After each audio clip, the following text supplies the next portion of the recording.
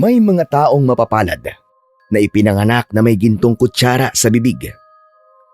Sila ang mga tao na madalas ay hindi nakaranas ng hirap sa buhay. Ngunit dahilan nga ba yun? Kaya wala ka ng pagpapahalaga sa pera. Porque mula ka sa isang mayamang pamilya. Magandang araw po sa inyo, panyero. At pati na rin po sa inyong mga tagapakinig.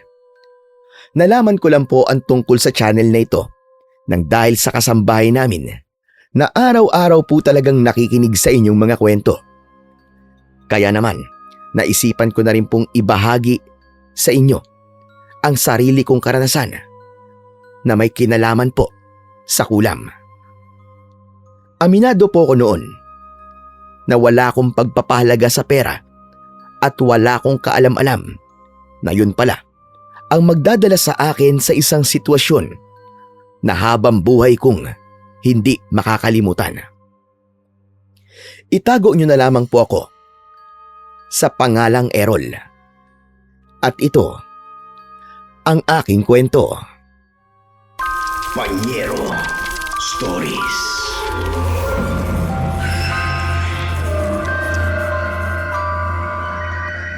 Daddy, ano ba naman? Anong ginawa mo? Bakit dinikline lahat ng credit cards ko? 3 card ang sinubukan kong gamitin kanina sa restaurant, pero lahat ayaw gumana. Sobra akong napahiya kanina sa mga kaibigan ko, Dad. Alam mo ba na kailangan ko pang manghiram ng pera para lang makaalis kami doon? Dad, kahit sa panaginip ay hindi ko naisipan na mangungutang ako ng pera. Grabe, nakakahiya talaga. Pwede ba, Errol, kumakain kami ng kapatid mo? Mamaya na natin pag-usapan yan. Umupo ka na muna at saluhan mo na muna kami. Ayoko! Hindi ako kakain hanggat hindi mo sinasabi sa akin ang dahilan kung bakit hindi ko magamit ang mga credit card ko. Sinadya ko yun, Errol. Ako mismo nag-request sa bangko na i-freeze ang lahat ng credit cards mo. Mula kasi nang bigyan kita ng credit cards ay wala ka nang ginawa kundi gumastos ng gumastos. Araw-araw kang gumagastos ng napakalaking halaga. Pero wala akong nakikita magandang na idudulot niyan sa buhay mo. Errol, hindi namin pinapatakbo ng Kuya Alfred mo ang negosyo natin para lang ubusin mo ang perang pinaghihirapan namin para sa mga walang kwentang luho mo. Tapos hindi nyo man lang ako sinabihan muna. Alam nyo ba na mukha akong tanga kanina? Akala ng mga kaibigan ko wala na akong pera. Baka pinagkikismisan na nga nila ako ngayon eh. Grabe, nakakahiya talaga. Nahihiya ka sa mga kaibigan mo, pero sa amin ni Daddy na nagbibigay sa'yo ng pera ay hindi. Aba, manahimik ka nga kuya. Hindi ka ang kinakausap ko. Saka malamang, ikaw ang nagsuggest kay Daddy na i-freeze lahat ng credit cards ko. tama ka. Ako nga nagsabi kay Daddy na i-freeze ang credit cards mo. Hindi ka ba talaga nahihiya, Errol? Araw-araw kang gumagastos ng 100,000, pero ni isang beses, hindi ka man lang pumasok sa kumpanya para tumulong sa amin. Hindi mo alam kung gaano kahirap kumita ng pera dahil hindi mo pa yun nararanasan. Hindi ko kailangan ng lecture mo. Hindi ikaw si Daddy at lalong hindi ko kailangan ng opinion mo. Errol, tigil-tigilan mong pagsagot sa kuya mo. Wala siyang sinabing mali sa'yo. Matagal ka na namin pinagbibigyan dahil umaasa kung darating ang araw na kusa kang magbabago. Pero hindi. Habang tumatagal, lalo ka lang nagiging irresponsable at mayabang. Masyado mo kasing ini-spoiled ng isang yan, Dad eh. Kaya natuto yung maging abusado. Ano? Ano sabi mo? Ako spoiled? Ang kapal naman ng mukha mo sabihin yan sa harapan ko. Sabihin mo na iinggit ka lang. Kasi nung nasa ganitong edad ka ay wala kang ginawa kundi ang magtrabaho. Hindi mo na-enjoy ang kabataan mo at nagpakasubsub ka na kagad sa pagtatrabaho. Kaya sip-sip ka kay Daddy. Gusto mo maging mabango ka. Sa bagay, ikaw rin na makikinabang niyan. Kasi nga baka nga naman mas malaki ang ipamana sa'yo ni Daddy pagdating ng panahon, di ba? Tila naputol na ang pisi ng pagtitimpi ni Kuya Alfred. Namula ang mukha niya sa galit nang tumayo siya para sana sugurin ako. Ngunit natigilan siya nang malakas na ihampas ni Daddy ang kamay niya sa lamesa. Tama na! Tumigil na kayong dalawa, lalong-lalo ka na, Errol. Hindi mo na ginalang ang pagkain nasa harapan natin. Uuwi ka rito para magdabog na para bang bata dahil lang hindi nasusunod ang gusto mo. At huwag mong minamasama ang sinasabi namin sa'yo ng kapatid mo dahil para rin ito sa'yo. Ang gusto namin ay alisin mo ang kawalan mo ng pagpapahalaga sa pera. Ang pagiging waldas mo. Gusto namin na ituwid ang mga baluktot mong ginagawa sa iyong buhay. Gusto nyo? Puro na lang gusto nyo. Paano naman ang gusto ko, Daddy? Hoy, kung makapagsalita ka parang hindi mo nagagawa mga gusto mo ah. Okay, fine. Kung ayaw nyo akong paggamitin ng pera ng pamilya natin, ay bahala na kayo sa buhay nyo. Sa inyo ng pera nyo. Saksak nyo sa baga nyo, magpakasawa kayo. Masama ang loob na umakyat ako sa aking kwarto na nasa second floor ng aming malaking bahay. Naiinis kong ibinagsak ang aking katawan sa aking malambot na kama at tumitig ako sa kisame. Nang panahon na yon, Panyero, ay hindi ko pa alam na maling-mali talaga ang aking mga ginagawa. Bata pa lamang ako ay sanay na akong nakukuha ang lahat ng gusto ko. Lalo na nung buhay pa ang mami. Siya talaga ang hindi humihindi kapag meron akong pinabibili o gustong gawin at puntahan. Kaya nang sa unang pagkakataon ay hindi ko nakuha ang gusto ko, ay talaga namang sumama ng gusto ang loob ko kina Daddy at Kuya Alfred. Habang nakahiga ako sa kama, ay tumunog bigla ang cellphone ko. Kinuha ko yon at nang nalaman ko na ang best friend kong si Jacob ang tumatawag, ay agad ko yung sinagot. O ano yun? Sisingilin mo na ba kagad ako sa inutang ko sa'yo kanina sa restaurant? Jacob, sorry pero hindi ko pa alam kung kailan ko may babalik ang perang yun eh. Finrisk kasi ni Daddy ang lahat ng credit cards ko eh. Ano ka ba, Errol? Hindi kita sisingilin, ano? Kahit wag mo nang bayaran yun eh. Tumawag lang ako kasi pauwi na ako ngayon ng Manila. Actually, nagdadrive ako ngayon. O akala ko ba bukas ka pa aalis? Kailangan ko lang kasing asikasuhin yung business na itatayo ko, bro. May mga lalakarin ako bukas, kaya dapat ay nasa Manila na ako mamayang madaling araw. O ano? Kailan ka ba susunod sa akin sa Manila? Pangit ang buhay dyan sa probinsya. Masyadong boring. Hindi kagaya sa Manila na ang daming pwedeng gawin. Paano ako nito makakasunod sa'yo sa Manila? Kung di ko na nga magamit ang mga credit card ko. Siyempre, kung pupunta ako ron gusto ko meron akong perang magagamit. Napakadali naman ang solusyon sa problema mo eh. Hindi ba napag-usapan na natin yung mamanahin mo sa daddy mo? Ang tungkol doon? Pre, hindi ko pa naman pwedeng makuha yun kasi buhay pa si Daddy. Sandali.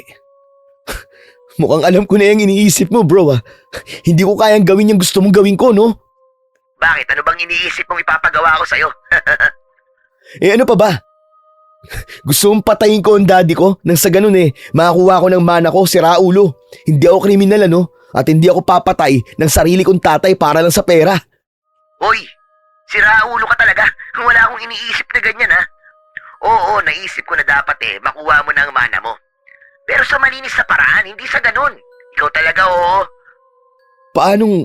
Paanong malinis sa paraan? Errol, simple lang. Ganito, kausapin mo ang daddy mo at sabihin mo na gusto mo nang makuha kagad ang mamanahin mo. In cash. Para magawa mo kung anong gusto mong gawin sa buhay mo, di ba? Nagpapatawa ka ba, Jacob? Hindi ang gagawin ni Daddy. Saka sigurado ako na susulsulan siya ni Kuya Alfred na wag ibigay sa akin ang mana ko. Hindi ka talaga nag-iisip, Errol. Di dramahan mo ang daddy mo. Bunso ka kaya ikaw ang paborito nun. Di ba sabi mo palagi kang napapagalitan kasi wala kang pagpapahalaga sa pera at hindi ka marunong kumita ng pera? Ganito, sabihin mo sa daddy mo na gusto mo mag-start ng sarili mong business at yung mana mo ang gagamitin mo para sa business mo. Aba? Oo nga no. Mukhang okay nga yung plano mo ah. Pero sa palagay mo ba gagana yan para makuha ko agad ang mana ko? Hindi natin malalaman kung di mo susubukan. Tama ka. Kailangan ko subukan. Malay natin, di ba? Pumayag bigla si Daddy. Yan, ganyan nga. Gawin mo na agad. para makasunod ka na kagad sa akin sa Manila at para ma-experience mo naman ang city life. O paano? Papasok na ako ng expressway ah. Tawagan mo na lang ako kapag meron ka ng magandang balita sa akin. Pagkatapos ng pag-uusap namin ni Jacob, ay patuloy kong pinag-isipan ang sinabi niya. Sa una, panyero, ay nagdalawang isip talaga ako dahil duda ko na papayag si daddy doon na ibibigay niya kagad sa akin ang mana ko. Ngunit inisip ko ang mga bagay na ikinikwento ni Jacob kapag nasa Maynila siya. Noon pa man, ay gusto ko nang makapasok sa isang malaking bar at mga sikat na kasino. Gusto ko ring maranasan ang buhay sa syudad at yon ang nagtulak sa akin para subukan ang planong sinabi sa akin ni Jacob. Kinabukasan ay nagpunta ako sa office building namin na matatagpuan sa bayan. Umakyat ako sa ika-4 na palapag at pinuntahan ko si daddy sa kanyang opisina. Abala siya sa pagpirma sa mga papeles. Umupo ako sa upuang nasa harapan ng kanyang table at nagsalita siya nang hindi ako tinitignan. Kung nandito ka para sabihin na wag ko nang i-freeze ang credit cards mo, ay wag ka na magsayang ng oras.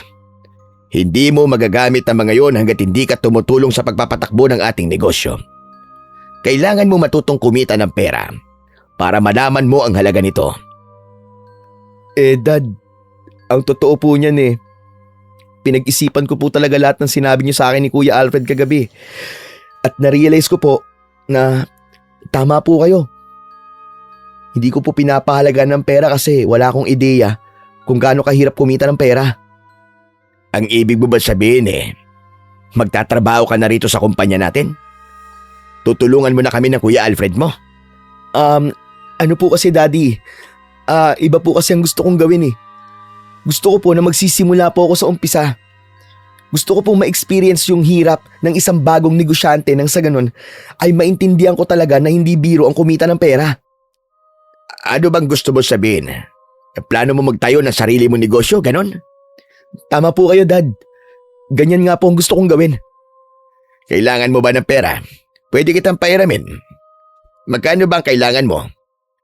Dad, hindi po ako mangungutang sa inyo. Ang gusto ko po sana sarili kong pera ang gagamitin ko. Gusto ko po sanang makuha ang mana ko para magamit ko yun sa pagtatayo ng sarili kong negosyo. Ano ka mo? Sandali. Tama ba narinig ko? Gusto mo nang kunin kagad ang mana mo?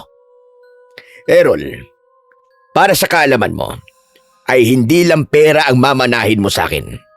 May mga properties ka ring mamanahin kung sakali. Hindi ko yung pwedeng ibigay kagad sa'yo ngayon.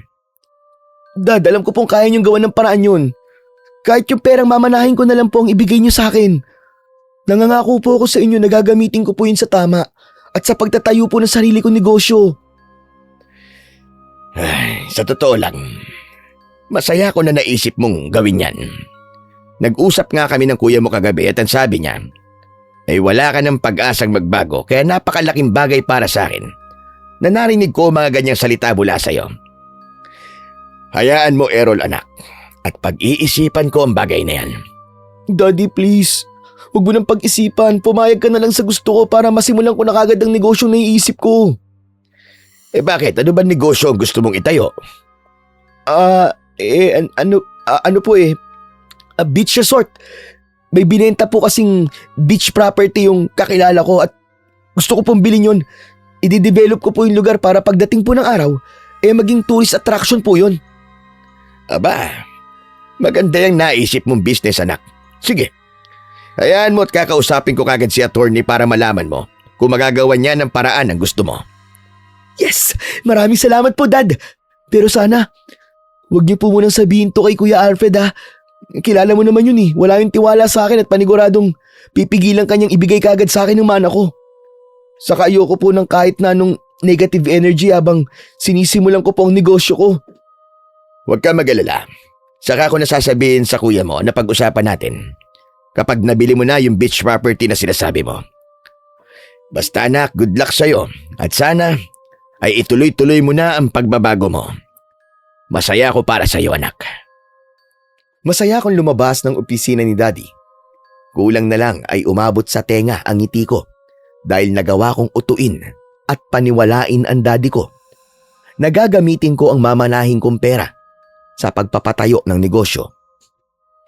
Wala na akong pakialam kahit hindi ko muna makuha ang mga property na nakalaan para sa akin dahil cash talaga ang kailangan ko. Makalipas ang ilang araw, ay isinama ako ni Daddy sa opisina ng kanyang abogado. Pagdating namin doon panyero, ay ipinakilala niya ako sa abogado niya at isang accountant na naghanda ng lahat ng dokumento. Ipinaliwanag sa akin na ang perang mamanahin ko ay nagkakahalaga ng 30 million pesos. Isa-isa kong binasa at pinirmahan ang mga papeles. Matapos kong pumirma, ay si Daddy naman ang pumirma. Pagkatapos ng lahat, ay sinabi ng abogado na ipoproseso na ng bangko ang paglipat ng pera sa personal kong account. At makalipas ang ilang araw, ay nakatanggap ako ng notification sa aking cellphone na pumasok na ang buong 30 million pesos sa aking personal bank account. Napakasaya ko nang nangyari yon. At dahil may pera na naman ako, ay gabi-gabi akong nagparty at lumabas. Naisip ko na i-treat muna ang mga kaibigan ko bago ko pumunta sa Maynila. Isang madaling araw, umuwi ako sa bahay na lasing. Pagdating ko sa sala, ay nagulat ako dahil naroon sina Daddy at Kuya Alfred. Uy! Daddy! Kuya! Bakit gising pa kayo? Anong oras na? Ano nang balita sa sinabi mo negosyong itatayo mo? Nabili mo na ba yung beach property na sinabi mo? Yun po ba? Hindi pa dad eh. Di ko pa kinakausap yung nagbebenta. Tumigil ka na sa kasinungalingan mo. Sinabi sa akin ni Daddy ang pagkuha mo ng mana mo at ang plano mong gawin sa pera. May inutusan akong tao para mag-imbestiga at nalaman namin na walang binibentang beach property dito sa lugar natin. Baka naman sablay yung inutusan mo, kuya. Napakagaling mo talaga. Biruin mo. Nagawa mo mautos si Daddy para ibigay niya kagad ang mana mo. Sigurado ako na uubusin mo lang sa mga walang kwentang bagay ang perang meron ka ngayon. Pagsabi ka nga sa amin ng totoo, Errol. Talaga bang gagamitin mo ang perang yon sa pagtatayo ng negosyo o hindi? Ano ba pakialam nyo? Pera ko naman yun at hindi nyo pera yun. Nasa bank account ko na nga, di ba? Kung paano ko gagastusin ang pera ko, wala na kayong pakialam doon. Ibinigay ko sa iyo ang perang yon dahil sinabi mo ay gusto mo magtayo ng sarili mo negosyo. Pero isang buwan nang nakakalipas, hindi ko pa nakikitang kumikilos ka. Hindi ba pwedeng nagbago ang isip ko? At ayoko nang magnegosyo kasi nakakapagod yun? Ayoko magtrabaho kasi ayoko maging kagaya nyo na parang mga robot. Paulit-ulit ang ginagawa nyo araw-araw. Napaka-boring ng buhay nyong dalawa. Daddy, kausapin mo na kagad ang abogado mo. Bawiin mo na kay Errol ang pera bago pa yan maubos. Oy, kuya. Hindi nyo pwedeng gawin sa akin yan. Akin na ang perang yon. Saka pwede ba kuya, tumigil ka na sa pagsuggest kay Daddy ng kung ano-ano ha? Bakit naiinggit ka ba? Di kunin mo na rin kagad yung mana mo. Huwag mo akong tutulad sa'yo ha. Alam mo, puro sakit sa ulo na lang ang binibigay mo kay Daddy. Wala ka nang ibang ginawa kundi ang bigyan siya ng problema. Okay, sige. Para wala na kayong problema. Aalis na lang ako sa bahay na to. Yun naman ang gusto nyo mangyari, di ba? Ang mawala ako sa bahay na to kasi tingin nyo sa akin ay isang napakalaking problema. Errol, hindi namin sinasabing umalis ka. Ang gusto namin mangyari ay ang magbago ka. Wala akong kailangan baguhin sa sarili ko, Dad. Kayo ang dapat magbago. Kasi masyado kayong nakikialam sa buhay ko. Umakyat ako sa kwarto ko at inilak ang pinto. Nahihilo akong humiga sa aking kama at dahil sa sobrang kalasingan ay agad akong nakatulog. Hapon na nang nagising ako at unang pumasok sa isip ko ay ang umalis at pumunta na sa Maynila para mabuhay na ako sa paraang gusto ko. Nag-impake ako pero hindi ko dinamihan ng damit na dala ko dahil pwede akong bumili ng iba ko pang kailangan dahil marami naman akong pera. Isang maleta ang dala ko nang bumaba ako. At kahit nasa sala sila Kuya Alfred, ay dire-diretso pa rin ako sa paglalakad papuntang pintuan. Huminto ako nang bigla siyang nagsalita. Seryoso ka pala sa sinabi mo na aalis ka na rito sa bahay. Bakit? Anong akala mo? Porke lasing ako na sabihin ko yun, hindi ako seryoso? Sakit na naman ang gusto mo, di ba? Ang umalis ako para tuluyan mong makuha ang loob ni Daddy. Sa agalingan mo pa sa pagsipsip kay Daddy. Kasi malay mo, di ba? Ipamana niya sa'yo ang lahat ng meron siya. Wala ka talaga. Talagang napakakitid ng utak mo. Hindi mo naiintindihan na kaya ka namin palagi napapagalitan ay dahil meron kaming nakikitang mali sa'yo. Concerned kami sa'yo, Errol. Ayokong may mangyari muna sa'yong masama bago mo ma-realize ang mga maling ginagawa mo. Kahit anong sabihin mo, kuya, hindi na magbabago ang desisyon ko. Aalis na ako rito, total. Marami na akong pera eh. Hindi ko na kayo kailangan ni Daddy. Okay, fine, umalis ka. At sana tama yung desisyon mo na yan. Ipagdadasal ko pa rin na magtagumpay ka sa buhay mo dahil kapatid kita at mahal kita. Pero wag sanang dumating ang panahon na babalik ka rito at magmamakaawang tanggapin ka namin ulit. Hindi mangyayari yan, kuya. Hindi na ako babalik sa bahay na to at itaga mo yan sa bato. Nakuha ko na ang kailangan ko sa inyo at pakisabi kay Daddy. Isipin na lang niyang patay na ako. Dahil wala na akong planong bumalik dito kahit kailan. Tuluyan na akong lumabas ng aming bahay. Ginamit ko ang sarili kong kotse para mabilis na makalayo sa bahay namin. Habang nagmamaneho ko, ay nangako ako sa aking sarili na hinding-hindi na ako babalik sa poder ng aking ama. Pagdating sa Maynila, nakitira muna ako sa kondo ni Jacob. Mula noon ay ginawa ko na ang mga bagay na gusto ko nang walang nagagalit sa akin. Halos gabi-gabi ako nasa bar kasama ang mga bago kong kaibigan at ako palagi ang taya sa pagkain, alak at mamahaling party. Nagsugal din ako nang nagsugal sa kasino at hindi ako tumitigil kahit sunod-sunod ang pagkatalo ko dahil iniisip kong mababawi ko rin naman ang lahat. Kung may magustuhan akong relo, sapatos o branded na gamit ay binibili ko kagad nang hindi tumitingin sa presyo. Nang panahon na yon ay hindi ko inisip na mauubos ang pera ko at ang tanging nasa utak ko lang ay ang maging masaya. Isang gabi, panyero, habang nasa bar kami ni Jacob, isang babae ang napansin ko na mag-isang nakaupo. Para siyang batang nawawala dahil halata ang kaba sa kanyang magandang muka. Lumapit ako sa babae dahil nagkaroon ako ng kagustuhang makilala siya. Aminado ko, panyero, na sa unang tingin ko pa lang sa kanya ay nagkagusto na talaga ako sa kanya. Miss, kanina ko pa napapansin na mag-isa ka lang dito . Nasan ba ang mga kasama mo? Hindi ko nga alam kung nasan sila eh. Pakiramdam ko iniwanan nila ako rito kasi kanina pa sila wala. Tinatawagan ko naman sila pero hindi nila sinasagot ang tawag ko. Ha? Ganun? Kawawa ka naman sino ba yung mga kasama mo? Mga katrabaho ko. Inaya lang nila ako dito at ang sabi nila, ililibre daw nila ako. Galing kasi ako sa probinsya at dapat daw ma-experience ko ang ganitong bagay. Nako, alam ko na yan. Sigurado ako na pinagtitripan ka lang ng mga yon kasi galing probinsya ka eh. Hindi ko naman nilalahat pero may mga tao talaga rito na mahilig pagtripan ng mga kagaya mong galing sa probinsya.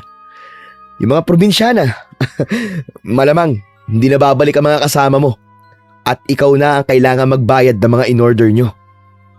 Ano? Naku, pero wala akong pambayad. Bago pa lang ako sa trabaho kaya hindi pa ako sumasahod. Paghuhugasin ba nila ako dito ng mga pinggan o baka ipapahuli nila ako sa mga pulis? Diyos ko, wag naman sana. Ang cute mo naman. Huwag ka mag-alala. Kasi ako na ang bahala sa'yo. Ako na ang bahalang magbayad ng mga in-order nyo. Naku, hindi mo naman kailangan gawin yan eh. Saka, hindi mo ako kailangan tulungan kasi hindi mo ako kilala. Tatawagan ko na lang ng tatawagan ng mga katrabaho ko hanggang sa sumagot sila. Hindi na sasagot ang mga yon, maniwala ka. Pabayaan mo na lang sila. Basta next time, ay huwag ka magtitiwala sa kanila. Okay? O sige. Ako nga pala si Errol. Ikaw, anong pangalan mo? Leonor, O ayan magkakilala na tayo. Kaya pwede na kitang tulungan. Napamaang si Lenor nang tawagin ko ang isang waiter para kunin ang bill sa table ni Lenor. Pagdating ng bill ay agad ko yung binayaran. maraming salamat Pero huwag ka mag-alala kasi babayaran ko yun sa'yo, pangako. Ano ka ba? Hindi mo na kailangan bayaran yon. Kahit ibigay mo na lang sa akin ang cellphone number mo, okay na. Ha? Pero bakit? Syempre. Gusto pa kitang makilala at ayokong ang gabing ito ang huling beses na makikita kita. Ibinigay naman ni Lenor ang cellphone number niya. Hindi na ako nagpatumpik-tumpik pa dahil agad ko siyang niligawan. Makalipas ang halos 3 buwan na panliligaw, ay sinagot na kagad ako ni Leonor. Simula nang naging girlfriend ko si Leonor, ay tinrato ko siya na para bang isang prinsesa. Kahit simpleng date lang ang gusto niya, ay palagi ko siyang dinadala sa mga mamahaling restaurant. Madalas ko rin siyang bilhan ng mga alahas, bag, damit at sapatos. Paulit-ulit niyang sinasabing wag ko na siyang bilhan ng mga mamahaling gamit. Pero hindi ako nakinig sa kanya. Isang gabi, dinala ko si Lenor sa isang fine dining restaurant at habang kumakain ay napansin ko na tila wala siyang ganang kumain. Lenor, sandali lang. Bakit parang ang lungkot mo yata? Ayaw mo ba ng mga pagkain yan? Pwede tayong umalis at maghanap ng ibang restaurant na magugustuhan mo. Errol, hindi sa nakikialam ako sa iyo Pero sa loob kasi ng 3 buwan na magkasintahan tayo, ay napansin ko na masyado kang gastador. Kung gumastos ka parang hindi nauubos ang pera mo. Ano ka ba? Hindi talaga mauubos ang pera ko, no? Tsaka wag ka sana magagalit pero kaya ako umalis sa bahay namin dahil masyadong pakialamerong tatay at kapatid ko. Gusto nila akong kontrolin kung paano akong gagastos. Kaya sana, wag kang makialam sa kung paano ko ginagastos ang pera ko. Concerned lang ako sa'yo. Naisip ko kasi na mas maganda kung magtatrabaho ka o kaya mag-isip ka ng business na sa palagay mo ay papatok. Nang sa ganun, kahit gumastos ka ng gumastos ng malaki sa kung ano-anong bagay, ay tuloy-tuloy pa rin ang pagpasok ng pera sa'yo. Hindi ako sanay magtrabaho saka hindi rin ako marunong magnegosyo. Ayokong napapagod ang katawan at utak ko sa mga ganyang bagay. Pero paano ang future natin? Paano kung bumuo na tayo ng sarili nating pamilya? Diba? Matagal pa bago mangyari ang mga bagay na yan. Saka na natin isipin ang gagawin natin kapag mag-asawa na tayo. Sa ngayon, mag-enjoy muna tayo kasi mga bata pa tayo Wala pa nga tayong 30 anyos Nag-aalala lang kasi ako sa'yo. Di ba sabi mo lumayas ka na sa inyo at hindi ka na rin babalik? Paano kapag naubos na ang pera mo, Errol? Paano ka? Kung hindi mo sana kaya magtrabaho o magnegosyo, ay magtipid ka na lang. Huwag ka nang gumastos sa mga bagay na hindi mo naman kailangan. Dapat alam mo ang kaibahan ng gusto mo lang at sa kailangan mo talaga. Tumingin ka nga sa paligid mo, Lenor. Tayo ay nasa isang fine dining restaurant. May masarap na pagkain sa harapan mo. May nakaka-relax na music kang naririnig. Napaka-romantic ng ambience sa lugar na to. Tapos ganyan ang sinasabi mo sa akin. Ano ka ba? Dito mo talaga napiling sermonan ako? Para ka rin palang tatay at kapatid ko Huwag mo naman sanang mamasamain ang mga sinasabi ko sa'yo. Concerned lang talaga ako sa'yo. Oo, sa ngayon, pakiramdam mo ay hindi mauubos ang pera mo. Pero hindi totoo yun. Kung walang pumapasok na pera sa'yo at puro pagwawaldas lang ang nangyayari, Darating ang araw. Mauubos at mauubos yan. Pwede ba, Leonor? Huwag mong sirain ang date natin. Alam mo ba, napahirapan makapagpa-reserve sa restaurant na to. Kumain ka na nga lang dyan at pagkatapos ihahatid na kita sa apartment mo. Ang akala ko ba pupunta pa tayo sa Tagaytay para magkape pagkatapos natin dito? Next time na lang. Nawalan na kasi ako ng gana dahil sa sermon at pagiging pakailamera mo. Sorry. Hindi ko sinasadyang masira ang mood mo. Hindi ko na kinausap si Leonor hanggang sa matapos kaming kumain. Inihatid ko na rin siya sa apartment niya at tinawagan ko si Jacob dahil naisipan kong magpunta sa bar. Agad namang pumayag si Jacob at pumunta kami sa paborito naming bar para dun ay uminom. Oh, akala ko ba may date kayong dalawa ngayon ni Leonor? Hindi ba inaya kita kanina na pumunta rito pero ayaw mo kasi sabi mo ilalabas kayo ng girlfriend mong probinsyana. Hoy, kahit probinsyana si Leonor, maganda yun saka mabait ano? Sorry, hindi ko naman siya nilalait nang tawagin ko siyang probinsyana eh. Nagtataka lang kasi ako kung bakit ang kagaya ni Leonor ang napili mo maging girlfriend. Ang daming mas magagandang babae dito sa Maynila. Kahit nga dito mismo sa bar napakarami na eh. Tumingin ka lang sa paligid mo, Errol. Maraming babae rito. Yung hindi lang maganda. Pero wild din pagdating sa kama. Oo. Mas maraming ang magandang babae kay Leonor. Pero mahal ko siya. Saka huwag mo akong igaya sa'yo na iba't ibang babae ang inuuwi sa kondo. Siyempre, masarap tumikim ng iba't ibang putahe, tol. Madali kasi ako magsawa kaya hindi ako pumapasok sa isang serious relationship. Pero balik tayo sa tanong ko kanina. Bakit hindi kayo magkasama ni Leonor ngayon? Ano ba nangyari? Magkasama talaga kami kanina sa dinner. Kaya lang nasira ang mood ko nang sermonan niya ako tungkol sa kung paano ko gagastusin ang pera ko. Imbis sana napupunta pa kami ng Tagaytay. Yun. Inihatid ko na lang siya sa apartment niya kasi nainis ako sa kanya eh.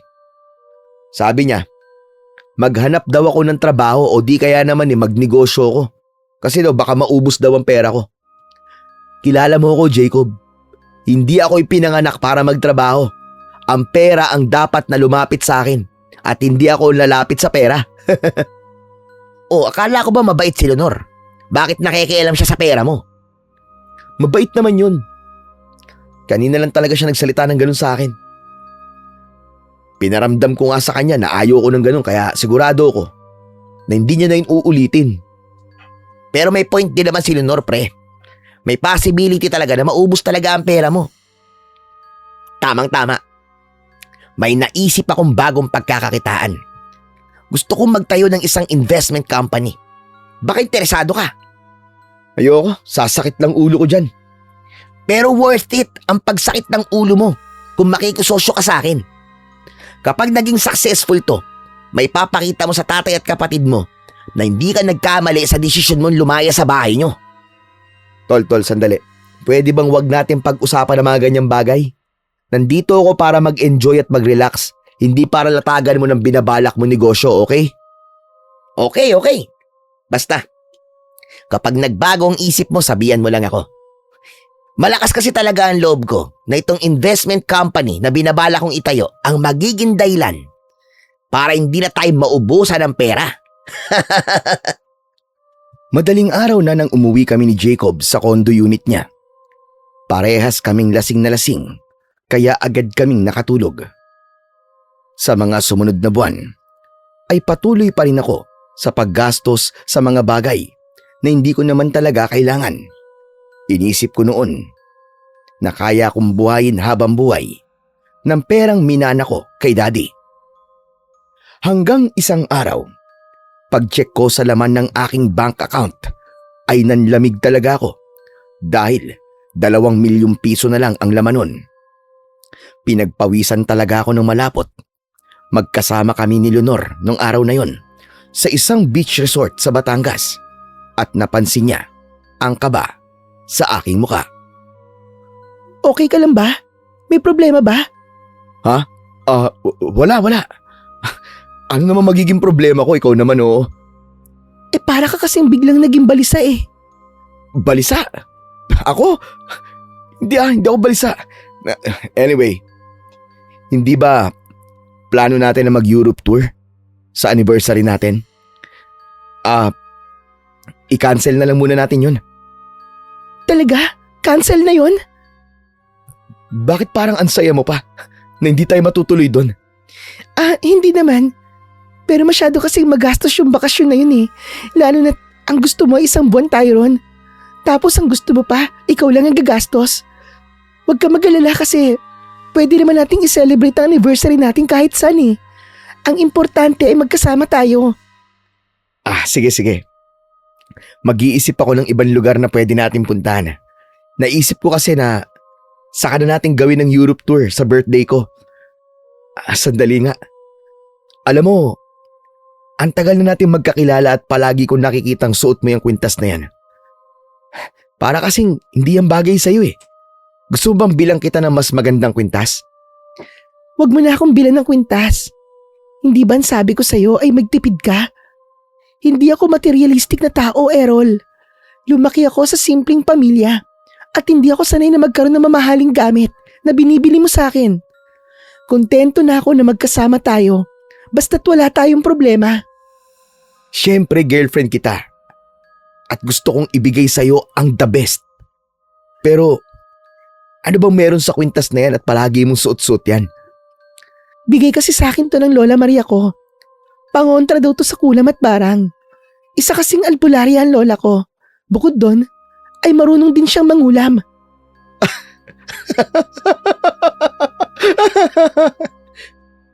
O bakit ka tumatawa? Hindi ko kasi akalain na naniniwala ka sa mga kulam-kulam na yan eh. Ako kasi, hindi ako naniniwala sa mga ganyan. Kung hindi ka pa siguro nakakilala ng totoo mangkukulam, ay hindi ka talaga maniniwala. Pero ako, bilang marunong mangkulam ang lola ko ay naniniwala ako. Lahat kami ng apo niya ay may ganitong kwintas. Natatakot kasi ang lola namin na baka balikan siya ng mga kinulam niya at sa aming mga apo niya sila gumanti. Okay, hindi ko nakokontray ng paniniwala mong yan. Well anyway, pupunta lang ako sa kwarto natin ha. Kailangan kong gumamit ng banyo eh. Dito ka lang, babalik din ako agad ha. Sa totoo lang Panyero, gusto ko talagang matuloy ang Europe tour namin ni Leonor. Pero nang nakita ko kung magkano na lang ang perang meron ako, ay naisip ko na hindi yung kakasya para sa ganong klase ng bakasyon.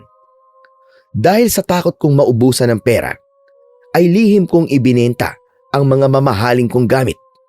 Labag man yun sa kagustuhan ko, ay kinailangan kong gawin yun para maipagpatuloy ko ang buhay na nakasanayan ko.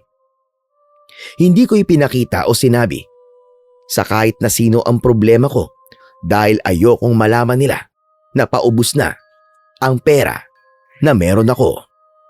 Isang araw, habang nasa kondo kami ni Jacob, ay lumapit siya sa akin habang nanonood ako ng TV.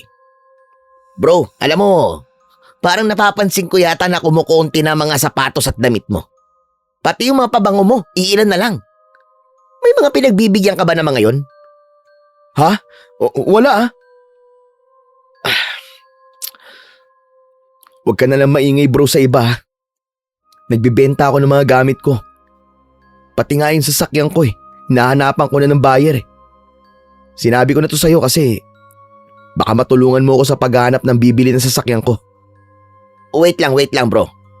Ang tagal na natin magkaibigan pero kahit minsan ay hindi ko nakitang nagbenta ka ng mga gamit mo. May problema ka ba sa pera? Huwag kang mag-alala. Hindi kita pagtatawanan o i-judge kung sasabihin mo ang totoo. Bro, ang totoo niyan 2 million na lang ang meron ako sa bank account ko. Hindi ko nga akalain na ganun pala kabilis maubos ang 30 million pesos. Huwag ka na magtaka. Bili ka kasi ng bili ng mga mamahaling bagay, di ba? Pero huwag ka mag-alala. Kasi tutulungan kitang makakuha ng buyer ng sasakyan mo. Saka sabihin mo sa akin yung iba pang mga gamit na gusto mong ibenta. At baka maibenta ko sa mga kakilala ko. Bro, salamat ha. Malaking bagay talaga yan para sa akin. Pero sana, alam mo na hindi magtatagal mauubusan ka ng pwede mong ibenta. Kaya mas mabuti na maghanap ka ng paraan para magkapera. Ano kaya bro kung sumosyo ka na sa akin sa gagawin kong investment company? Ibenta mo lahat ng dapat mong ibenta tapos i-invest mo sa company natin ang malaking bahagi ng perang meron ka. Matagal ko na itong pinag-aaralan at sa tingin ko, ito na ang pinakamagandang negosyo na pwede natin pasukin. Simple lang naman ang sistema eh. Tatanggap tayo ng investments mula sa mga gustong palaguin ng pera nila. Tapos ilalagay natin yon sa iba't ibang negosyo, stock market, at projects na may matataas na kita. Kapag kumita ang mga investments, may porsyento ang investors at syempre, may kikitain din tayo. Ang dami ng investment companies ngayon. Baka mahirapan tayong makahanap ng investors lalo na't wala pa tayong pangalan. Kapag nagsimula tayo sa mga kakilala natin, sa mga kaibigan natin, kamag-anak at mga taong may tiwala sa atin, kapag nakita nilang maayos ang takbo ng kumpanya, sila na mismo ang magre-rekomenda sa atin sa mga kakilala nila. Ganun lang naman nagsisimula ang karamihan sa mga successful na investment companies eh. May business plan na akong ginagawa at may mga documents na ipapakita sa investor para makita nilang seryoso tayo. Magkakaroon din tayo ng office para mas professional ang dating natin.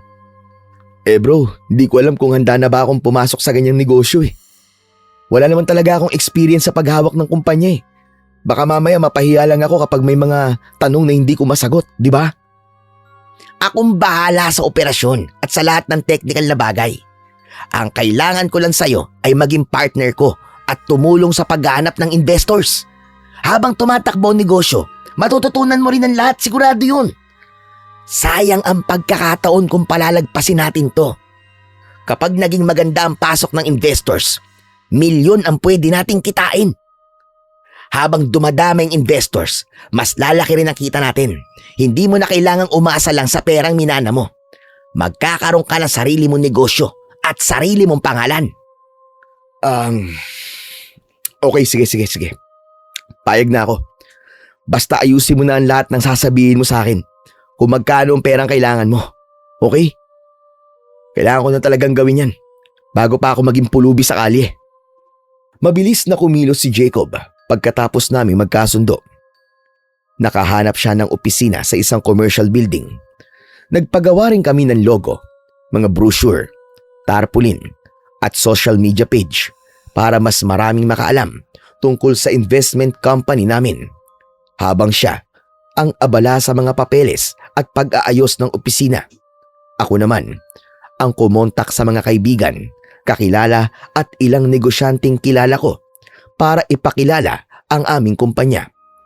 Hindi nagtagal ay may mga tao nang pumunta sa aming opisina para magtanong tungkol sa investment at doon ko naramdaman na unti-unti nang nagiging totoo ang negosyong binuo ni Jacob.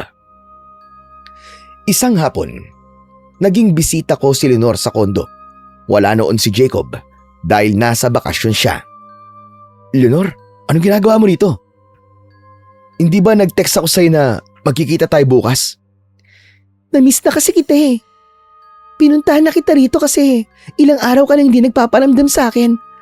Pero wag ka mag-alala kasi naiintindihan kong busy ka sa negosyo niyo ni Jacob. Pasensya ka na talaga, Leonor ha. Bago lang kasi sa akin ang lahat ng ginagawa ko kaya inaaral ko ng mabuti. Pero wag ka mag-alala. Kapag nagamay ko na yung mga ginagawa ko, makakapagkita na ulit tayo ng mas madalas. Ano ka ba? Okay lang. Natutuwa nga ako sa'yo ngayon kasi nagdinegosyo ka na. Ipagpatuloy mo lang yan at ipagdadasal ko na maging successful kay ni Jacob sa ginagawa nyo. Pero alam mo ba, meron akong good news sa'yo. Ano yun? Sandali, wag mo sabihin buntis ka. Please, wag ka muna mabubuntis, hindi pa ako ready na maging tatay. Ano ka ba? Hindi ako buntis. Ang tinutukoy kong good news ay nakaipon na ako ng pampa-opera ni nanay. Nagpadala kasi ng pera yung kapatid ko na nagtatrabaho sa ibang bansa. Tapos, naibenta na rin namin yung lupa namin sa probinsya. Kaya sa susunod na buwan ay ma-ooperahan na si nanay. Kailangan na kasi niyang ma-operahan kasi baka mas lumala ang lagay niya. Ibig mo ba sabihin may hawak ka malaking pera ngayon? Oo, nasa bank account ko. Bakit? Naisip ko kasi, na baka gusto mo maging investor sa company namin ni Jacob. Kasi panigurado na lahat ng perang meron ka ay mauubos lang sa pagpapa-opera ng nanay mo. Pero kung magiging investor ka namin, babalik sa'yo ang pera mo ng may interest. Hindi kasi ako marunong sa mga ganyang bagay eh. Saka natatakot ako. Wala kang dapat ikatakot, Leonor. Ang totoo nga niyan, ang dami ng kumita sa mga investors namin. Kung papasok ka ngayon, baka sa loob lang ng 1 linggo ay madodoble na kagad ang pera mo. May maitatabi ka pang pera para sa ibang bagay kapag naoperahan na ang nanay mo. Errol, wag na lang siguro. Alam mo namang, yun lang ang pera ko. Ilang taon namin pinag-ipunan yon. Kapag may nangyaring hindi maganda, wala na akong ibang mapagkukunan.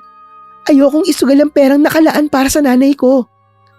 Naiintindihan ko ang takot mo pero hindi naman to pagsusugal eh. Investment to. Tignan mo itong mga records namin dito sa cellphone ko. Oh, heto. Teka. Oh. Heto, si Ma'am Teresa. Nagbigay siya sa amin ng 500,000 pesos at pagkatapos ng 1 linggo, naging 900,000 ang pera niya. O tapos ito. Ito namang si Sir Noel. 700,000 ang ininvest niya at mahigit 1 milyon ang nakuha niya. Sa loob lang yan ng 1 week ha. Saka bakit parang nag-aalinlangan ka? Wala ka bang tiwala sa akin? Hindi naman sa hindi ako nagtitiwala sa'yo. Ang iniisip ko lang, paano kung may mangyaring hindi inaasahan? Kapag nawala ang perang yon, ay hindi na talaga mauoperahan ng nanay ko. Saka hindi ko lang pera yon. Pera din yun ng mga kapatid ko. Leonor, boyfriend mo ko. Sa tingin mo ba, hahayaan kitang mapahamak? Pangalan at reputasyon ko ang nakataya dito. Hindi ko sisirain ang tiwala mo para lang sa pera. Saka, gusto lang kitang matulungan. Ayoko kasi na naoperahan na nga nanay mo pero ubus na ubus ka naman. Saka isipin mo, kung lalago ang pera mo, hindi lang operasyon ng nanay mo ang mababayaran mo. Makakabili ka pa ng mga gamot niya. May pang-recovery pa siya at hindi mo na kailangan mangutang kung may iba pa siyang kailangan, di ba? Mas gagaan ang lahat para sa inyong mag-ina. Kapag ginawa ko yung sinasabi mo, ibig sabihin, ilalagay ko ang lahat ng perang naipon ko at wala na matitira sa akin. Hindi mo ba naiisip kung gaano kalaking risk yun? Akong bahala sa iyo, Leonor. Hindi mo mawawala ang pera mo dito, kundi madadagdagan pa. Marami na kaming investor at lahat sila ay makakapagsabi na totoong lumago ang pera nila nang dahil sa amin ni Jacob. Sandaling tumahimik si Leonor. Alam ko na nag-iisip na siya sa magiging desisyon niya. Sigurado ka ba talaga sa bagay na yan? Hindi ba mawawala ang pera ko at may babalik agad yon sa loob ng 1 linggo? Babalik yun sa'yo ng may kasamang malaking interes. Tinutulungan kita kasi mahal kita, Leonor. Sige, magtitiwala ako sa'yo. Ilalagay ko ang perang naipon ko para sa operasyon ni nanay. Pero sana ay totoong may babalik yun sa akin matapos ang 1 linggo dahil next month na ooperahan si nanay. Huwag kang mag-alala dahil 1 linggo lang talaga ang kailangan mong hintayin at babalik din kagad sa'yo ang pera mo. At ngayon pa lang, Leonor, sasabihin ko na sa'yo na isa ito sa pinakamaganda at tamang desisyon na ginawa mo sa buhay mo. Naging mabilis ang proseso ng pagbigay ni Leonor ng pera niya sa investment company namin ni Jacob. Lahat ng perang nakalaan para sa operasyon ng nanay niya ay ipinagkatiwala niya sa amin. Isang gabi, pag-uwi ko sa condo unit ni Jacob, ay naabutan ko si Jacob na lumabas ng kwarto habang may hilang malaking maleta. Oh, saan napunta mo, bro? Mag-out of the country ka ba?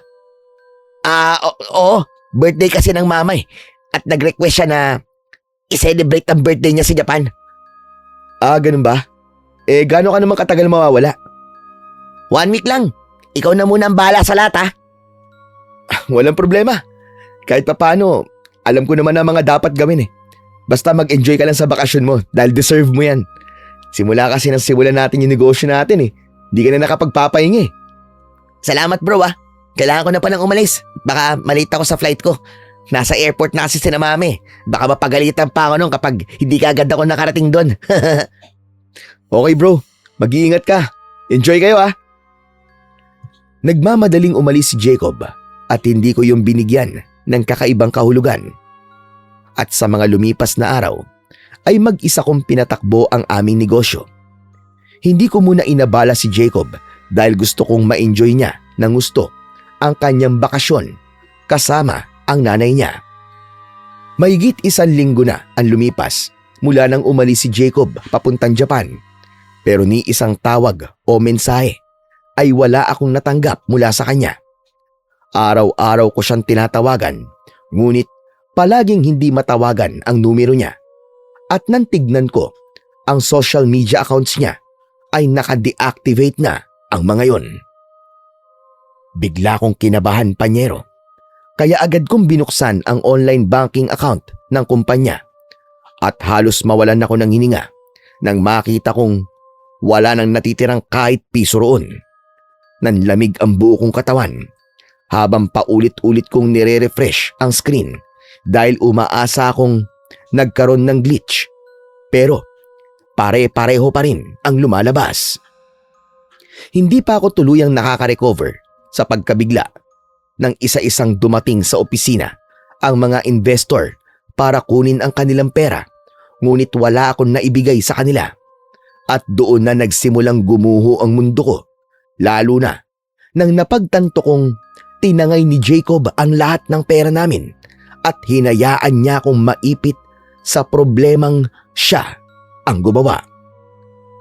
Kinailangan kong umalis sa condo unit ni Jacob at tumira sa isang maliit na apartment para magtago sa mga investor namin na galit dahil sa nangyari. Isang umaga, dinalaw ako ni Leonor sa apartment ko para kausapin ako tungkol sa perang ininvest niya sa kumpanya namin ni Jacob. Nang panahong yun ay wala pa siyang alam sa nangyayari. Errol, kailan ko makukuha yung pera ko? Lagpas 1 linggo na kasi ang nakakaraan simula nang ibigay ko yun sa'yo. Hindi ba sabi mo 1 linggo lang ang kailangan kong hintayin? Bakit may 1 linggo na? Wala pa rin ang pera ko. Pasensya ka na. Alam ko na sinabi ko sa'yo na 1 week lang babalik na sa'yo ang pera mo. Pero nagkaroon kasi ng problema sa bank account namin . Hinold ng bangko ang pera namin. Ano? Pero paano ang pera ko? Errol, 2 linggo na lang at oopera na si nanay. Kailangan ko ng pera ko. Teka, uminahon ka. Di mo kailangan sigawan, okay? Nakausap ko na ang bangko at magiging okay na ulit ang funds namin this week. Promise next week ay maibibigay ko na sa'yo ang pera mo. Kaya huwag ka na mag-isip ng kung ano-ano. Natatakot kasi ako. Baka hindi ko mapa-opera ng nanay ko. Kailangan na talaga niya ma-operahan kasi hindi na maganda ang lagay niya ngayon. Ako na nagsasabi, Leonor. Ma-ooperahan ng nanay mo, okay? Mahigpit kong niyakap si Leonor para kahit papano ay kumalma siya. Pero ang totoo ng mga sandaling yon, matinding takot at kaba na ang nararamdaman ko. Hindi kasi ako sigurado, panyero, kung maibibigay ko pa talaga kay Leonor ang pera niyang nakalaan para sa operasyon ng kanyang ina.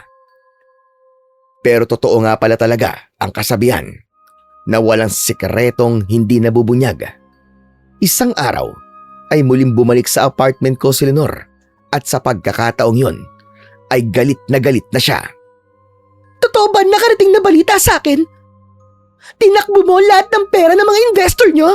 At kasama na rin ang pera ko? Hindi ako nagtakbo ng pera, kundi si Jacob. Ang sabi niya magbabakasyon lang siya sa Japan kasama ang mga magulang niya. Hanggang ngayon, wala siyang paramdam . Nilimas niya lahat ng pera sa bank account namin. Paano na yung pera ko, Errol? Next week na ang schedule ng operasyon ng nanay ko. Kailangan ko na ang perang yun. Nasaan na ang pera ko? Nasaan ang pera ko? Pasensya na. Wala akong may bibigay sa'yo. Pero ginagawa ko naman ang lahat para makausap ko si Jacob at baka sakaling makumbinsi ko siyang ibalik lahat ng perang kinuha niya. Kung gusto mo, ibenta mo yung mga alahas na niregalo ko sa'yo para magkapera ka. Sa tingin mo ba sapat yun? Kulang yun, Errol. Kasalanan mo to . Nangako ka sa akin. Nangako ka na ibabalik mo yung pera nang may kasamang interes. Kapag hindi na opera ng nanay ko at may mangyaring masama sa kanya, Hindi kita mapapatawad!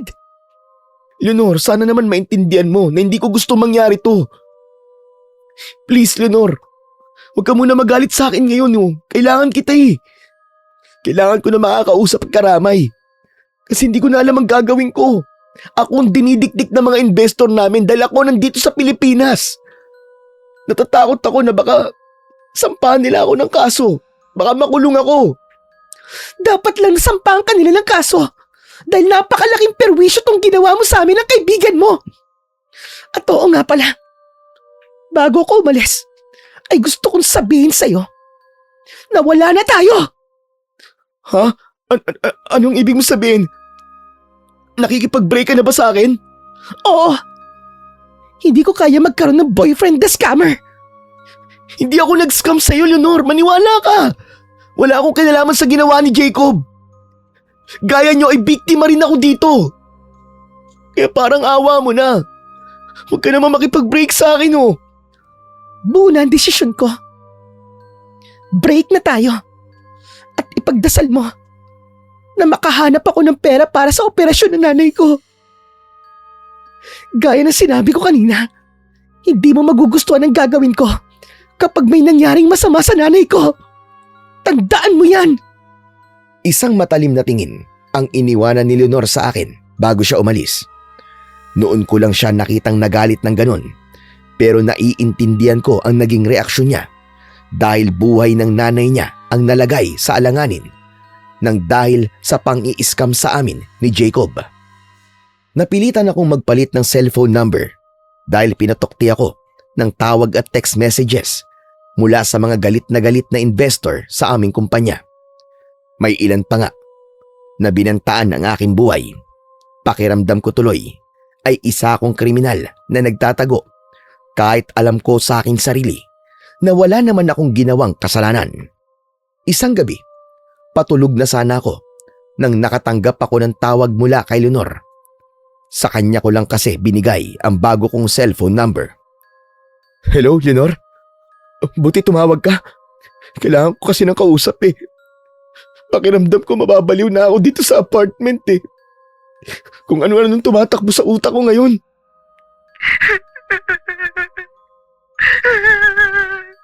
Leonor, bakit ka umiiyak? May nangyari bang di maganda? Patay na ang nanay ko! Patay na siya! Ano? Ano nangyari? Bakit siya namatay? At talagang tinatanong mo pa yan? Ikaw ang dahilan kung bakit siya namatay. Kung di mo ako pinilit na ilagay ang pera ko sa kumpanya nyo, ay napa-operahan ko sana si nanay. Alam mo ba lahat ng kapatid ko ay ako ang sinisisi sa nangyari sa nanay namin? Hindi mo ba alam kung gaano kasakit ang nararamdaman ko ngayon, ha, Errol? Ikaw ang may kasalanan ng lahat ng to. Kaya humanda ka. Sisiguraduhin kong pagsisisihan mo ang ginawa mong panluloko sa akin. Leonor, maniwala ka naman. Wala akong kinalaman sa pang-i-scam ni Jacob sa inyo. Inosente ako. At hindi ko ginusto na mamatay ang nanay mo. Siguro nga, hindi mo ginustong mamatay si nanay. Pero ikaw pa rin ang dahilan kung bakit siya namatay. Magsisisi ka, Errol. Magsisisi ka! Biglang naputol ang linya. Sinubukan kong tawagan si Leonor, pero hindi niya na sinagot yon. Hindi ko alam, pero may takot akong naramdaman sa mga sinabi ni Leonor. Kahit hindi ko kasi siya kaharap, ay ramdam ko ang matinding galit niya para sa akin. Makalipas ang ilang araw, ay nagsimula akong makaramdam ng kakaiba sa aking katawan. Nawalan ako ng ganang kumain na naging dahilan para mabilis na bumagsak ang aking katawan. Tuwing sasapit ang hating gabi, ay nakakaramdam ako ng matinding pananakit sa aking buong katawan na para bang may libu-libong karayom na sabay-sabay na tumutusok sa akin. Kasabay nun ay may mga kakaibang bulong at mahihinang tawang tila umiikot sa paligid ng aking silid. Kahit wala namang ibang tao roon, Madalas din ako magising na may gasgas at pasa sa katawan ko na hindi ko alam kung saan nanggaling. Inakala ko na epekto yon ng labis na pag-iisip kaya nagpatingin ako sa doktor. Pero lahat ng test nila sa akin ay normal ang lumalabas. Naisipan kong kunin ang ilang gamit ko sa condo unit ni Jacob dahil ubos na ang pera ko. Kailangan ko kasi ng maibibentang mga gamit para meron akong pangkain at pambayad sa apartment. Pagpasok ko sa condo unit ay hindi ako makapaniwala nang nakita ko ron si Jacob. Mukhang paalis din siya dahil may mga dala siyang bag. Agad na umakyat ang galit sa ulo ko. Sinugod ko siya, sabay suntok sa kanyang muka. Maigpit kong hinawakan ang kwelyo ng damit niya. Walang hiya ka! Dito lang pala kita makikitang hayop ka! Nasaan ang mga pera ng mga investors? Nasaan na? Ibalik mo yun dahil hindi yun sa'yo! Hindi ko na yun ibabalik dahil malaki na ang nagastos ko sa mga yun. Pero bro, kung gusto mo, bibigyan kita ng pera para makapagsimula ka ulit. Hindi ako kriminal para tanggapin ang perang galing sa nakaw, hayop ka. Tignan mo ang nangyari sa akin. Tignan mo ang itsura ko ngayon. At dahil sa ginawa mo, hindi na ako makakain ng maayos. At alam mo bang, hiniwalayan ako ni Leonor dahil pinilit ko siyang ilagay sa kumpanya natin ng pera niya na para sa pampa-opera ng nanay niya. Kailangan mong linisin ang pangalan ko, Jacob. Ang gusto ko, kausapin mo ang lahat ng investors at sabihin mo sa kanila ang totoo. Hindi ko pwedeng gawin yan eh. Dahil ipapakulong nila ako. Eh yun naman ang dapat eh. Ang makulong ka. Hindi ko akalaing magagawa mo to sa akin dahil magkaibigan tayo, hayop ka. Bakit hinayaan mo akong maipit sa kasalanang ikaw ang gumawa? Bakit ka nagpasilaw sa pera? Inalis ni Jacob ang kamay ko sa damit niya at sa kanya ako tinulak. Isang nakakalokong ngiti ang sumilay sa kanyang muka. Kung makapagsalita ka naman, parang ang linis-linis mo. Nakalimutan mo na ba? Inuto mo ang sarili mong tatay para makuha mo ang mana mo. Hindi ba pang-i-scam din yon? Nanloko ka rin ng tao para sa pera. Kaya wala kang pinagkaiba sa akin. Alam kong mali ang ginawa ko sa daddy ko at nagsisisi ako kung bakit nakinig ako sa'yo sa panahong yun. Kung hindi ko sana sinunod ang sinabi mo, wala ako sa ganitong sitwasyon ngayon. Ang sabihin mo, likas na talaga sa'yo ang pagiging gahaman sa pera. Kaya sinunod mo kagad ang sabihin kong magsinungaling ka sa tatay mo para makuha mo kagad ang mana mo. Alam mo, kung ayaw mong tanggapin ang perang binibigay ko sa'yo, bahala ka sa buhay mo. Aalis na ako dito sa Pilipinas at hindi mo na ako makikita kahit kailan. Demonyo ka. Napakahayop mo talaga. Sisiguraduhin kong matinding karma ang mangyayari sa'yo. Susugurin ko sana ulit si Jacob pero biglang sumakit ang tiyan ko.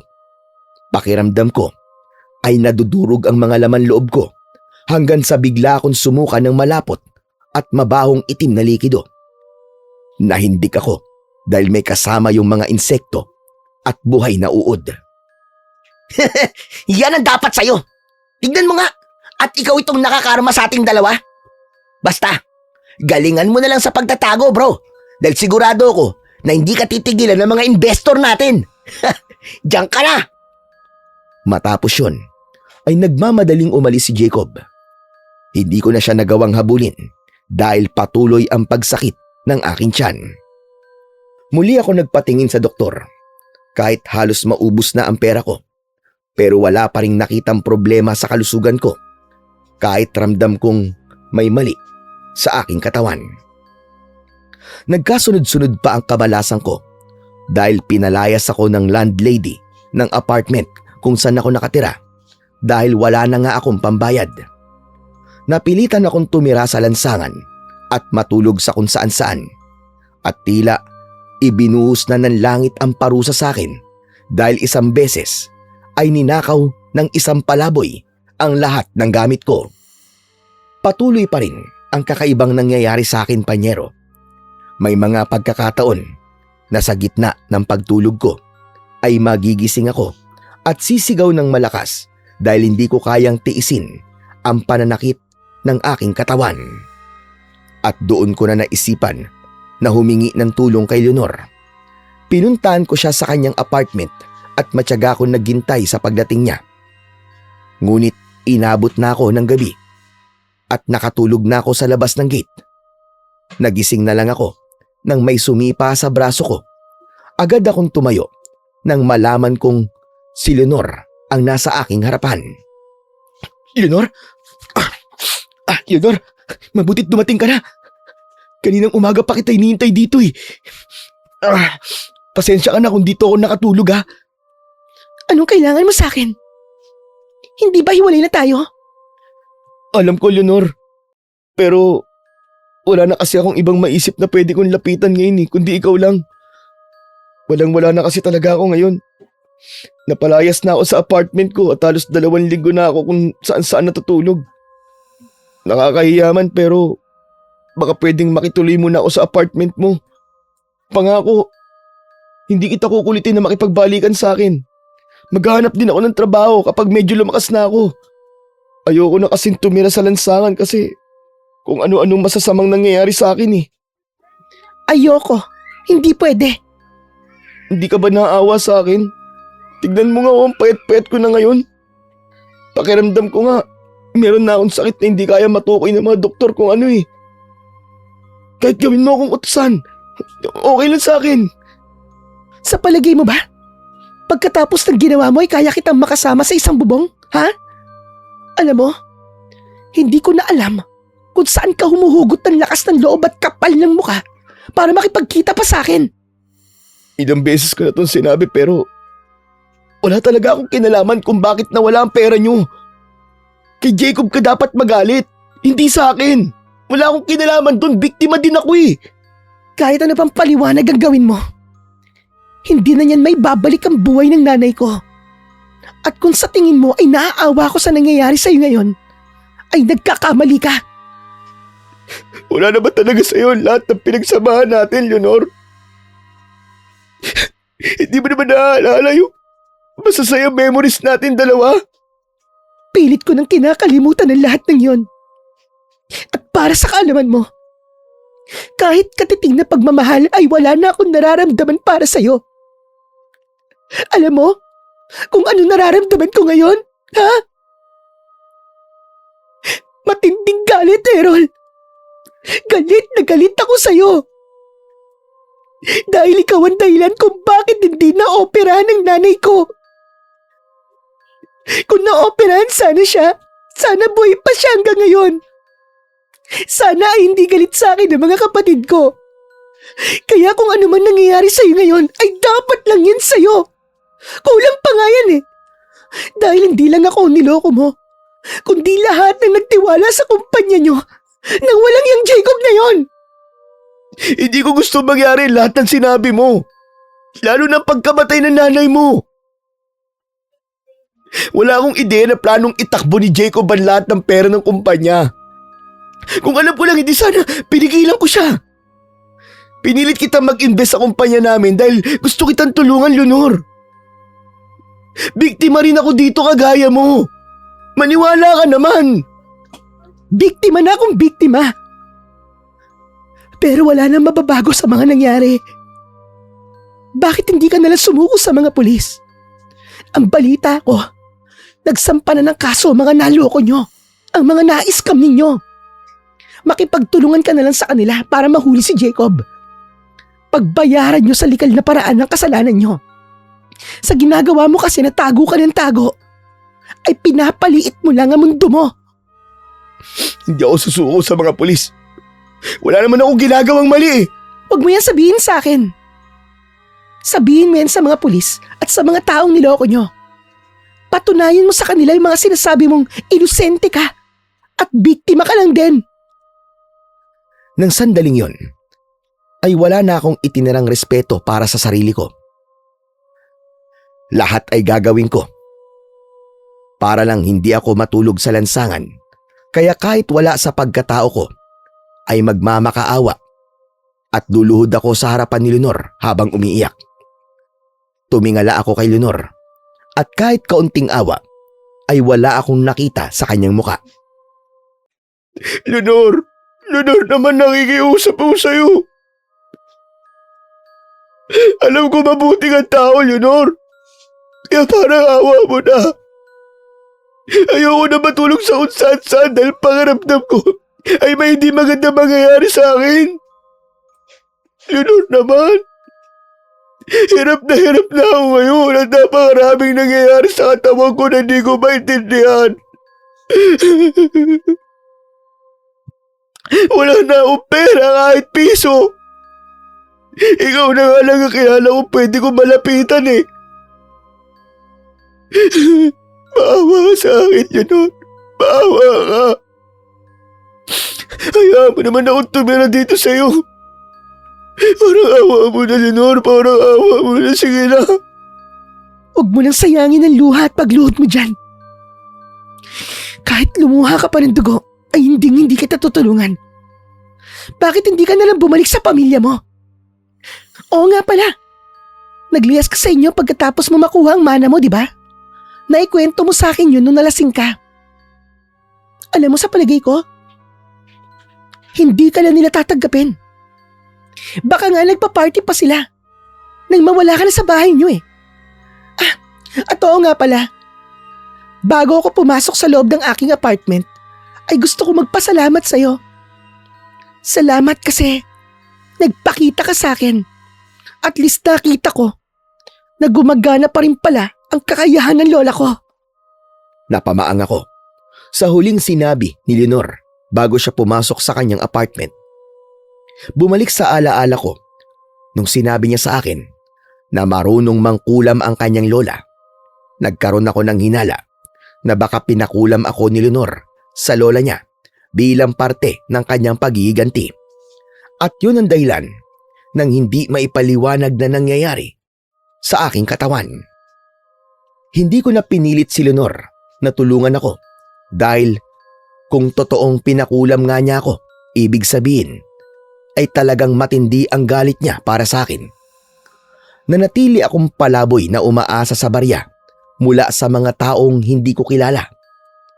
Maraming beses akong naulanan, nagutom at ng panahon na yon ay patuloy pa rin ang kakaibang nangyayari sa katawan ko na ang hinala ko ay dulot ng pagkulam sa akin ng lola ni Leonor. Isang madaling araw, habang natutulog ako sa bangketa, ay bigla ko nagising dahil sa matinding pananakit ng aking buong katawan. Pakiramdam ko ay sinusunog ako ng buhay at nalalapnos ang aking balat. Tama na! Tama na! Ayoko na! Ayoko na! Daddy! Kuya! Tulungan niyo ako! Hindi ko na kaya, parang awa niyo na! Ayoko na! Ayoko na! Daddy! Gusto ko na umuwi!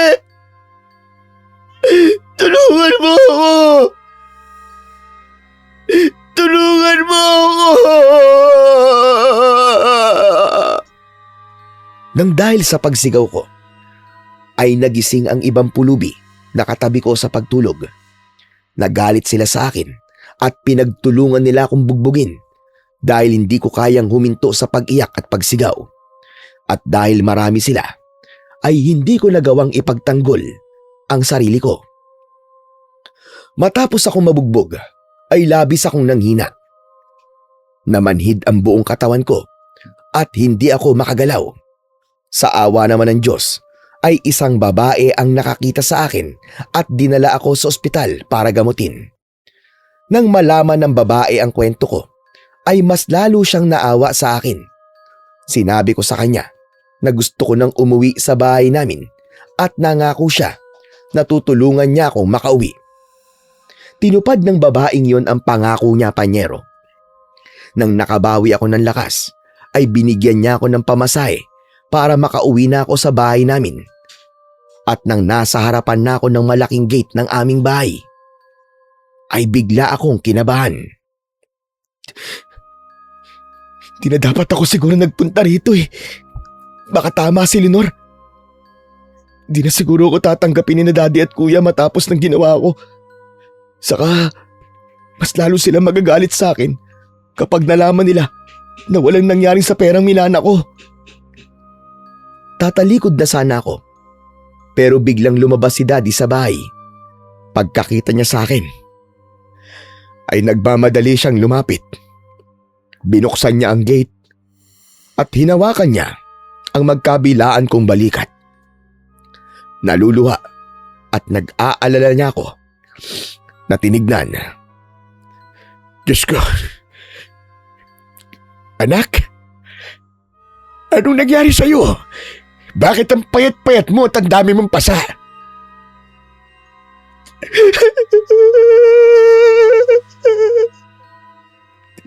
Dad, patawarin mo ako, Dad. Patawarin mo ako. Alam ko kakapal na mukha ako na bumalik pa ako dito pagkatapos sa lahat ng ginawa ko. Sorry, Dad. Sorry. Alam ko nun, tama ako. Akala ko ganun eh. Akala ko kaya ko mabuhay ng mag-isa pero hindi pala, Dad. Ito nangyari sa akin ngayon. Karma ko to. Dahil sa pagsuway at panloloko ginawa ko sa inyo ni Kuya Alfred. Sorry, Dad. Sorry. Sorry talaga. Sorry. Anak, bakit hinayaan mong umabot ka sa ganito? Kahit nagalit ako sa'yo nung umalis ka, ay masakit pa rin sa akin na makita kang ganitong kalagayan mo. Hindi ito ang gusto kong mangyari sa'yo, anak. Kasalanan ko po lahat. Kasalanan ko. Kung nakinig lang sana ako sa inyo, hindi sana ito mangyayari sa akin. At dami kong masasakit na salitang sinabi sa inyo nun ni Kuya Alfred. Pinaliwala ko mga payo niyo sa akin. Sorry, Dad. Sorry. Sorry talaga. Sorry. Tama na yan, tama na. Huwag ka nang umiyak, anak. Halika. Tumayo ka. Pumasok ka na sa loob. Nandun ang Kuya Alfred mo. Tamang-tama kasi oras na ng pananghalian. Dad, hindi niyo po ako itataboy. Bakit naman kita itataboy? Anak kita, Errol. Alam ko na kahit papano ay may kasalanan din ako kung bakit lumaki kang walang pagpapahalaga sa pera. Dahil binigay ko ang lahat ng gusto mo. Isa pa, may pagkakataon talaga na maliligaw tayo ng landas. At hindi man magandang pakinggan. Pero kailangan mo munang bumagsak para malaman mo kung ano ang tama't mali. Humayo ka, anak. Pumasok na tayo. Matagal ka na naming hinihintay ng kapatid mo. mas lalong bumuhos ang luha ko sa mga sinabi ng daddy ko. Mahigpit ko talaga siyang niyakap, panyero, habang paulit-ulit akong humihingi ng tawad sa kanya. Matapos yon, ay magkasama kaming pumasok ni Daddy sa aming bahay. Hindi tumigil ang luha ko hanggang sa nakarating kami ng dining area. Pagkakita sa akin ni Kuya Alfred, ay agad siyang tumayo at niyakap niya ako ng mahigpit. Tol? Tol! Sa wakas, Tol! Bumalik ka na rin! Patawarin mo ko, hinayaan kitang umalis to na. Ang akala ko kasi babalik ka rin kagad, Tol eh. Kuya, ako dapat na humingi ng tawad sa'yo, Kuya. Sorry sa lahat ng nagawa kong pagkakamali sa'yo. Sorry kung minamasama ko lahat ng payo mo sa akin, Kuya. Sorry. Sorry, Kuya. Kalimutan na natin ang lahat ng yon. At sana, kung ano man ang nangyari sa'yo habang wala ka rito sa bahay, ay may natutunan kang aral sa mga yon. Ala, sige mga anak, kumain na tayo. Sakto kasi masarap ang mga ulam na pinaluto ko kay Manang. Habang kumakain kami, ay hindi pa rin ako makapaniwala na naging maganda ang pagtanggap sa akin ng tatay at kapatid ko. Inasahan ko kasi na magagalit sila sa akin o kaya naman ay pagtatawanan nila ako dahil nga sa nangyari sa akin. Pero hindi ganun ang ginawa nila sa akin. Bagkus, tinanggap nila ako ng may kasamang pagmamahal at walang halong paninisi. Ikinuwento ko rin kina Daddy at Kuya Alfred ang nangyari sa akin. Mula sa pagkaubos ng pera ko at pang-i-scam na ginawa ni Jacob hanggang sa hinala ko na pinapakulam ako ni Leonor dahil sa galit niya sa akin. Huwag ka mag-alala. Dahil tutulungan ka namin ng kapatid mo makabangon ulit. Ipapakausap ko sa abogado ko ang mga nag-invest sa inyo ng hayop na Jacob na yon. At pagkatapos, ay ibabalik natin ang pera nila. Pero Dad, kung ikaw magbabalik ng pera nila, ay parang inamin ko na rin na ako ang kumuha sa pera nila. Yan ang pinakamadaling paraan na naiisip ko. Dahil kung hahanapin pa natin si Jacob ay baka matagalan pa bago malinis ang pangalan mo. At yung hinala mong pangkukulam sa'yo ng dati mong nobya ay susubukan din natin bigyan ng solusyon. Meron akong kilalang mahusay na albularyo. Bukas ay pupunta tayo sa kanya para matulungan kanya. Maraming salamat talaga, Daddy. Hindi pa rin ako makapaniwala na pagkatapos ng lahat ng ginawa ko sa inyo ni Kuya, itatanggapin niyo pa rin ako. Pamilya tayo, Errol. Alam ko napakaraming hindi magagandang nangyari sa'yo. Pero kahit papano ay natutuwa ko na ang mga yon ang naging daan para mapagtanto mo ang iyong pagkakamali. At sana, sa pagkakataong ito, Tol, ay hindi mo na sayangin ang second chance na binigay namin sa iyo ni Daddy. Okay? Nangangako ko sa inyo. Simula ngayon magbabago na ako. Aalisin ko na ang mga ugali ko na naging dahilan para malugmok ako ng sobra. Napakarami ko natutunan sa lahat ng karanasan ko. At isa na ron, ang makinig sa sinasabi nyo. Dahil para naman yun sa akin. Kinabukasan ay pinuntahan namin ni Daddy ang sinabi niyang albularyo na ang pangalan ay Mang Delfin. Unang tingin pa lang sa akin ni Mang Delfin ay alam na kagad niyang kinukulam ako. Nagsasagawa siya ng ritual at dasal sa akin. Sa huli ay isang medalyon ang binigay niya sa akin bilang pangontra sa kulam. Habang bumabiyahe kami ni Daddy pauwi, ay muli ako nagpasalamat sa kanya. Daddy, salamat po sa lahat ha. Salamat dahil tinanggap niyo ulit ako ni Kuya at dinala mo ako kay Mang Delfin. Walang anuman. Basta pakiramdaman mo pa rin ang sarili mo sa mga susunod na araw. Pero sabi naman ni Mang Delfin hindi malakas ang uri ng kulam na ginawa sa'yo. Kaya may kakontra yun. Ang gawin mo na lang ay ang magpagaling at magpalakas. At kapag malakas na po ako, babawi po talaga ako sa inyo ni Kuya Alfred. Palagi na po ako makikinig sa inyo at hindi na po ako magiging gastador. Aasahan ko yan, anak. Wala naman akong ibang gustong mangyari sa inyo ng kapatid mo, kundi ang mapabuti kayo. Matagumpay na nakontra ni Mang Delfin ang kulam. At dahil doon ay unti-unti ring bumalik ang lakas ng katawan ko. Nang tuluyan akong gumaling, ay nagsimula na akong tumulong sa pagpapatakbo ng negosyo namin. Dahil sa tulong ni Daddy, ay naayos din ang problema ko sa mga investors. Pumayag silang makipag-areglo kapalit ng pagbabalik namin ng pera nila. Makalipas ang ilang buwan, ay napanood ko sa balita na nahuli si Jacob sa ibang bansa matapos niyang lokohin ang napakaraming Pilipino gamit ang kaparehong investment scam. Doon ko napagtanto na hindi talaga natin pwedeng takasan ng karma sa mga kasalanang nagawa natin. Marami akong natutunan sa lahat ng nangyari sa buhay ko, panyero. Gaya na ang perang madaling nakuha ay madali ring mauubos, lalo na kung wala kang pagpapahalaga rito. Higit sa lahat, Natutunan kong makinig sa sinasabi ng aking tatay at kuya.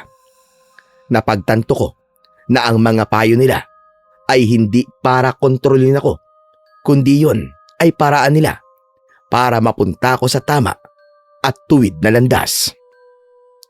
Dito ko na po tinatapos ang aking kwento, Panyero. Alam ko na marami akong nagawang mali sa buhay at marahil ay merong nakikinig ngayon na may kapareho ng aking pinagdaanan. Tandaan po natin na hindi pa huli ang lahat para itama natin ang ating mga pagkakamali. Magagawa po natin to basta meron tayong pananalig sa Diyos at napapalibutan tayo ng mga tamang tao na nagmamahal sa atin ng tapat. Maraming salamat po sa walang sawa niyo pong pagsuporta at pakikinig sa aking munting channel na Panyero Stories. Huwag po nating kalimutang mag-subscribe at i-hit ang notification bell at mag-comment na rin po kayo ng inyong saloobin o kung ano ang nagustuhan nyo sa ating kwento. Muli, maraming salamat po. Hanggang sa muli, mga Panyero.